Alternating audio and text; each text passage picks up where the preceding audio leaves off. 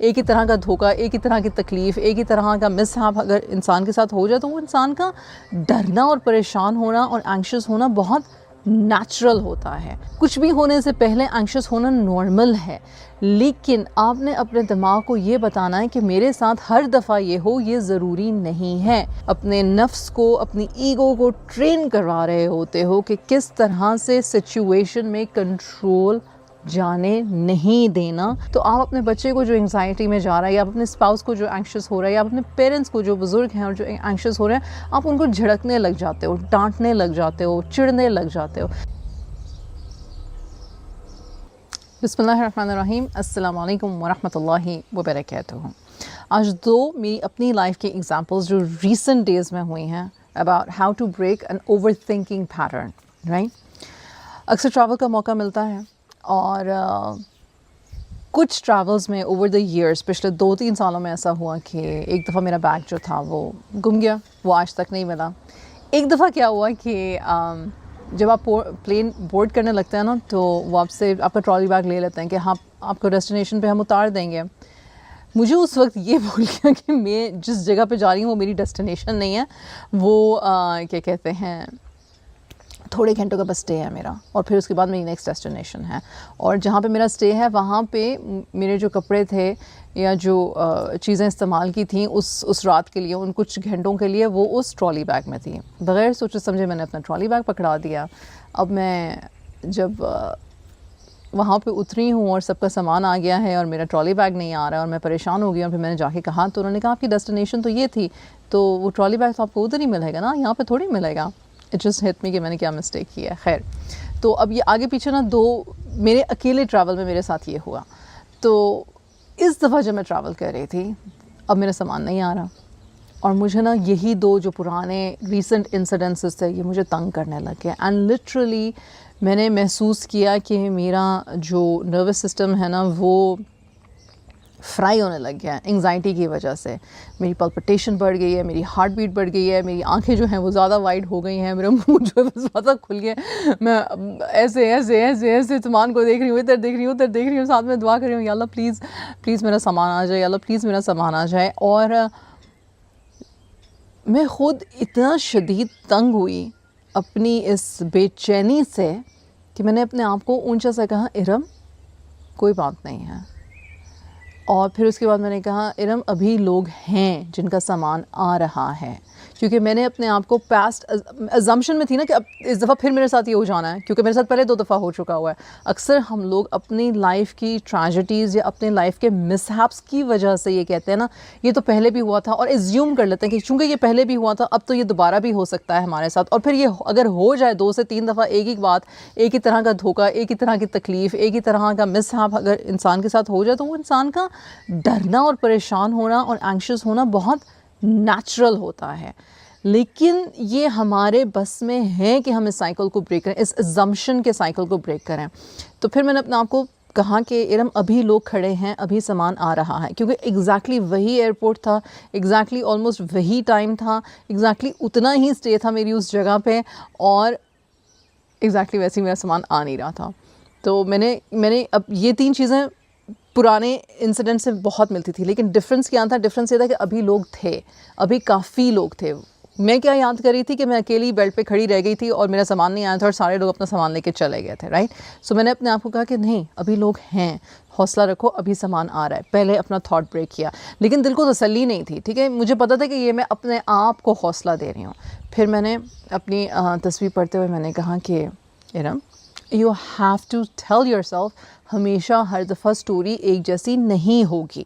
मुझे अपने आप को ये समझाना पड़ा, और मैं आपको यकीन दिलाऊं कि जब हम आम तौर पे कहते हैं ना अपनी एंग्जाइटी को ऐसे काम डाउन करें, अपनी एंग्जाइटी को वैसे काम डाउन करें, ब्रीदिंग एक्सरसाइज करें, ग्राउंडिंग एक्सरसाइज करें, कहना बहुत आसान है। जो शख्स उस वक्त एंग्शियस हो रहा होता है, और अगर उसे प्रैक्टिस नहीं होती रिपेयर करने की, अपने आप को रील बैक करने की, और अपने नफ्स को, अपनी ईगो को तोड़ के ये कहने की नहीं, डायरेक्शन ये नहीं है, इस तरफ मुंह करो, इस तरफ देखो, डोंट कीप लुकिंग हियर, तो आपके लिए ज़रा मुश्किल हो जाता है। रीडायरेक्शन की प्रैक्टिस आपके ब्रेन को आपने ख़ुद करवानी है।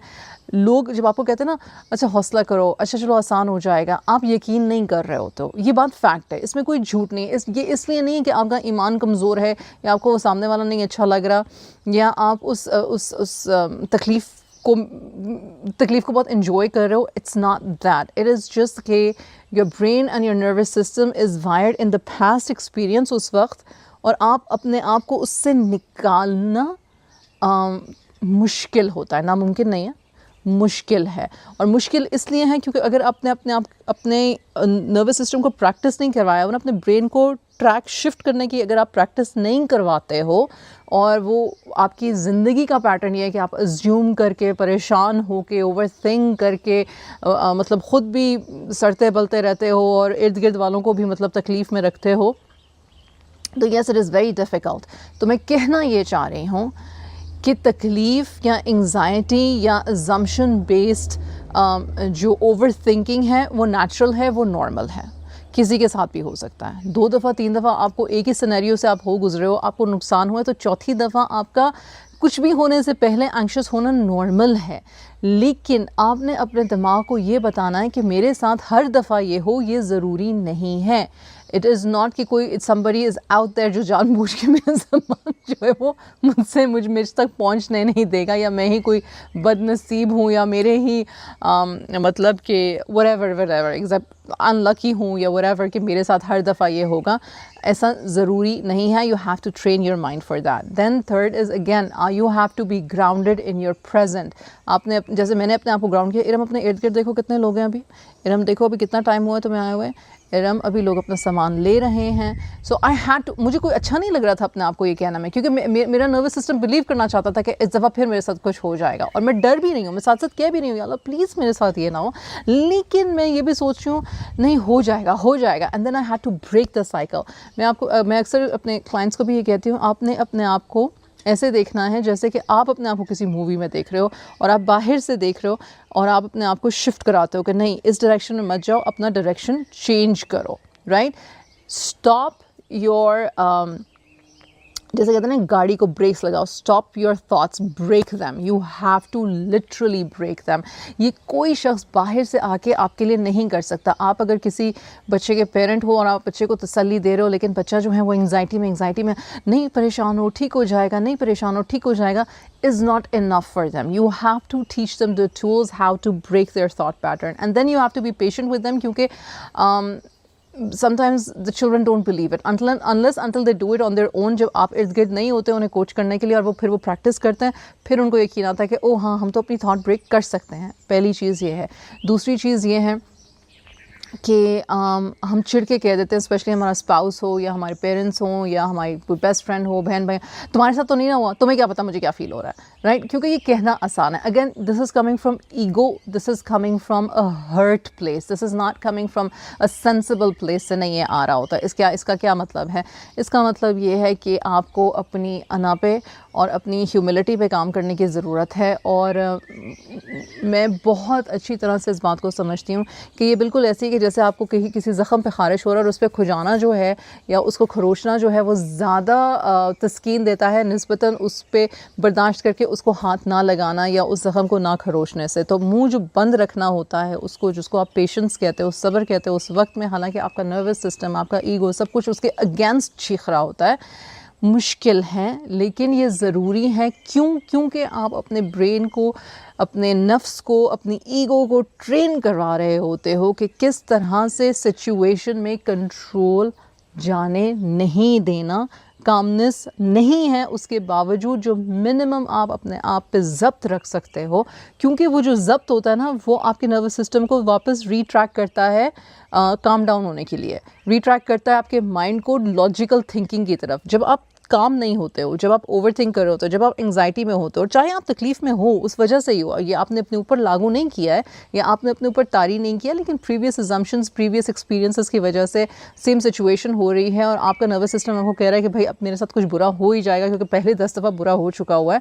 तो उस वक्त में आपने अपने आप को कहना है, आपने अपने आप से ये बात करनी है कि नहीं, it's not true, not necessarily every time the same thing is going to happen to me, right? Again, I'm saying this in situations जहाँ पे वाकई में सामान हर दफ़ा नहीं घूमता है, जहाँ पे वाकई में हर दफ़ा गाड़ी का एक्सीडेंट नहीं होता है, जहाँ पे वाकई में हर दफ़ा आपका वॉलेट नहीं घूमता है, जहाँ पे आपकी चाबियाँ नहीं घूमती हैं, लेकिन आप एकदम से हाइपर विजिलेंट हो जाते हो, क्या कुछ हो गया कुछ हो गया कुछ हो गया, ये उन सिचुएशंस की बात हो रही है। तो आई होप कि ये एग्ज़ाम्पल जो है ये हमारे काम आएगी, क्योंकि at the end of the day आप ख़ुद अपने ट्रेनर हो। बातें सुन लेने से, बातें बता देने से, बातें शेयर करने से बातें हैबिट नहीं बनती हैं। Habit building is the only thing जो आपको प्रैक्टिस के साथ और ईयर्स ऑफ प्रैक्टिस के साथ आपकी मेंटल स्टेबिलिटी में, इमोशनल स्टेबिलिटी में आपकी मदद करती है और आप एक्चुअली किसी के काम आ सकते हो। क्योंकि जिन लोगों की फिर ये हैबिट होती है ना, जो अपने आप को एजम्पशन के दौरान, ओवर थिंकिंग के दौरान, एंग्जाइटी के दौरान अपने आप को निकाल के काम डाउन करते हैं, फिर ऐसे लोग दूसरे लोगों के साथ भी हौसले से और सब्र से पेश आ सकते हैं। अगर आप ख़ुद एंग्शियस प्रोन हो, अगर आप ख़ुद अपने थॉट साइकिल को ब्रेक करने की हैबिट में नहीं हो और आपको नहीं पता या आप उसकी प्रैक्टिस नहीं करते हो, तो आप अपने बच्चे को जो एंग्जाइटी में जा रहा है, या अपने स्पाउस को जो एंग्शियस हो रहा है, या अपने पेरेंट्स को जो बुज़ुर्ग हैं और जो एंग्शियस हो रहे हैं, आप उनको झड़कने लग जाते हो, डांटने लग जाते हो, चिढ़ने लग जाते हो। क्योंकि अगेन को रेगुलेशन ऑफ नर्वस सिस्टम है ही क्या कि आप पहले ख़ुद काम डाउन होगे ताकि आपका प्यारा जो है वो आपको देख के काम डाउन हो सके। This is just a human behaviour. मैं अगर आराम से, प्यार से आपसे बात कर रही हूँ और आप तकलीफ़ में भी हो और आप परेशानी में भी हो, लेकिन मेरी आवाज़ की जो सूदनेस है, मेरी जो आपके साथ जो मेरी प्रेजेंस है, वो आपको थोड़ा सा हौसला देती है, थोड़ा सा आपके माइंड को ब्रेक देती है from that anxious cycle. This is really important and really helpful to understand कि आपकी हैबिट बिल्डिंग आपने ख़ुद क्रिएट करनी है। आपका anxious prone cycle, overthinking cycle आपने ख़ुद ब्रेक करना है। और जब तक आप वो नहीं करोगे, over the time, over and over again, you will find yourself in the same loop, right? And I hope, inshallah, this helps. Jazakallahu khair. Assalamu alaikum wa rahmatullahi wa barakatuhu. Iram बिन सफ़िया के चैनल पे educational videos और concepts को सीखते रहने के लिए मेरे channel को सब्सक्राइब करें। शुक्रिया।